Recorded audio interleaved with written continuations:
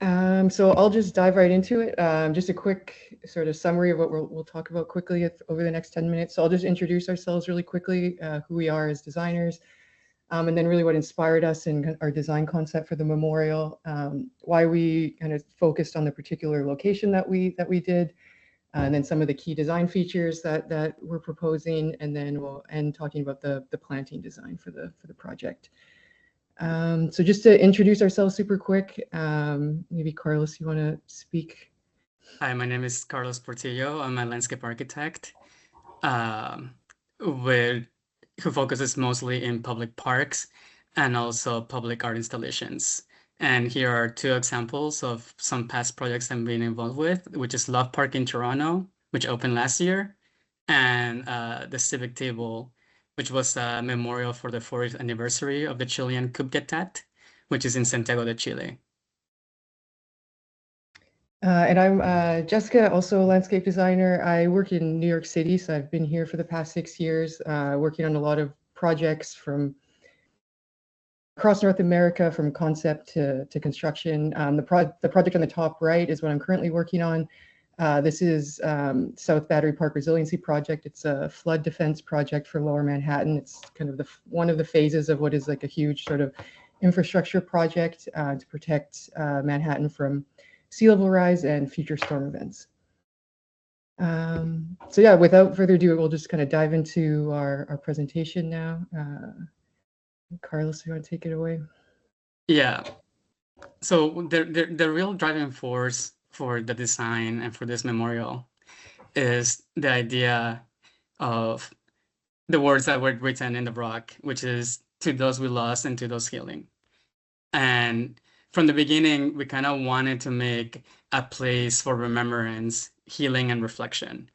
So similar like the rock provided, we hope to create a place where we can commemorate the 3 victims and the 5 survivors, and to provide a sacred place for families and the students and also the broader community to come together in grief, uh, to find comfort and to foster unity. The next slide. Yeah, so building off this idea, like really, two of the main concepts of the project is really about one about the memorial, and then the idea of this also being a sort of gathering place.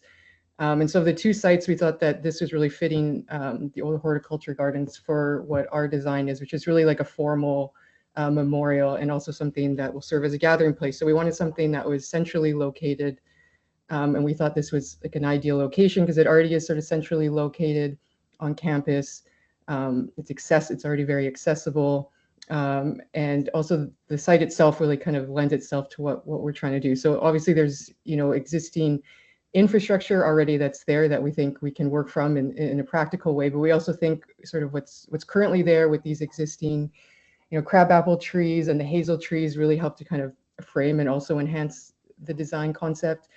And when we were researching this project and the location, and I thought it was really interesting when we were looking up, the old horticulture gardens and reading about what this site and how it has changed over time and how it's kind of gone from a botanic garden to horticulture studies and like for experiments, and it's really changed kind of over time and over its history at the university based on like the needs of the users of that time. And so we're kind of envisioning that this is kind of like a new phase for the project, and kind of a new vision for what this site could be based on sort of the needs of today.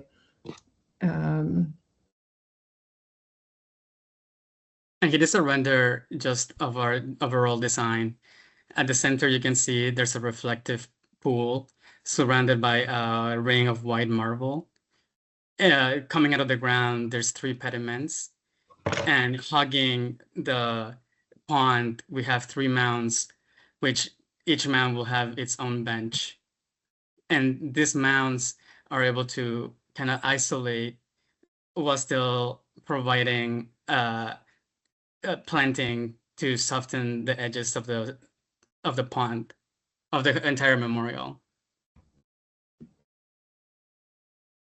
Here's just a plan where we can see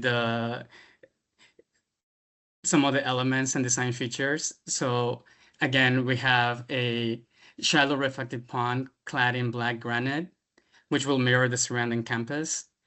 And for us, water was a very important element. Again, this idea of creating a place for healing and what water can offer, the reflective quality of the water, the sound of the water. Our idea is also to have this be full of water all seasons. So even in the winter time, this can be a very unique place within the campus.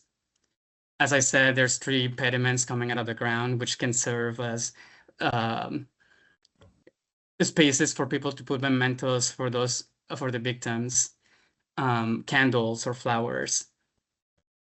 And then the 3 mounds that bring everything together, that create a place that is a little bit isolated, a little bit closed off from the rest of the campus, helping with the existing trees to create that buffer. But it's not fully closed off, right? Like it's still part of the entire campus and the community. And here's just a close of having the 3 kind of main architectural elements, which is the pediment, the pond with the rough black granite. Black will help that reflection quality, um, and also the marble bench for where people can gather. In the lower section of this drawing, you'll see the section, a long section showing how those mounds kind of create that buffer between the existing lawn and the memorial, and also how the mounds help create a more intimate space that brings you closer to the water. And as I said, the water is a very important element of our design.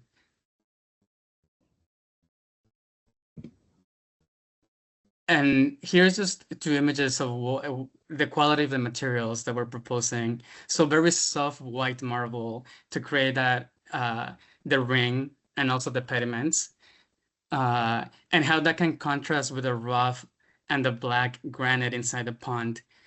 We understand that sometimes maybe water won't be able to be in the pond, but that roughness can also create an interesting texture and an interesting dichotomy between the 2 surfaces of the white and the black in the inside. So even if it's dry, there will be a interesting visual quality to the pond, kind of like a land art piece.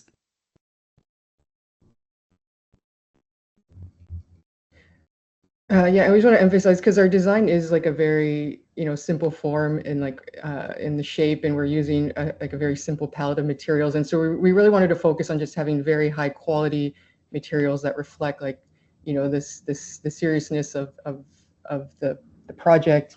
And also really these are materials that, classical materials you really associate with memorials. And we think the contrast between the 2 really kind of emphasizes those qualities as well. And then I'll just kind of talk about the planting now to close things off. So again, as we mentioned, part of the concept is really having these mounds that kind of encircle and embrace the space. So it's both a gathering place that's open, but then it also feels like intimate at the same time. And we really wanted it to be something that you could experience year round. So we understand planting, we associate more with like summer or spring, but obviously the memorial and the anniversary is in middle of February. And it's, and it's in Michigan. We have 4 seasons here. And so it's, we wanted something that would still be visually interesting in the late winter, early spring. And so we focused on having, we had this idea of, with the memorial of having these flowers, these white flowers that were symbolic of that, and something that would be growing year round and changing year round, so that there would be this palette of perennial flowers that, and it changes every time you go to visit it throughout the season. But there would always be this continuous thread of these white flowers that would bloom from early spring to late fall. And then again, also choosing a palette that would be visually interesting even in the winter time when things are dying out. So choosing palettes of plants that will have a visual interest in texture also in the winter. So that's kind of what led to this planting palette that we developed, this planting wheel. And so we really wanted to work obviously with native plants. And so the idea was to have this sort of like base condition of like grasses and shrubs that kind of hold everything together and will be there year round to keep this in place. And then you have this like wheel of ever changing kind of flowers that bloom from very early spring. So they will hopefully be starting to come up, right at the time that we would be of the anniversary of the memorial in mid-February. And then you would have these while they're not native, the idea was that that we would have these very highly ornamental flowers. And so these could also be like cut flowers that you could like pick and put on the memorial, but also just be beautiful so that year round it would be ever changing and always have these flowers. The one exception is we thought we would include the Michigan lily. That's something that would kind of bloom in late summer, late fall. That's, you know, this one ripe red bloom that, you know, is a nod to the site and to Michigan. And I think that's it. So this is just kind of encompassing that also. This is the idea of what it would look like in the winter. Again, like focusing on it being something that's visually interesting year round. So being like this unique water feature on campus, that's like the only thing that's still kind of running even in the dead of winter, would be, I think, very visually compelling. And then again, also with the planting and the seating, creating the space that still is inviting and interesting year round.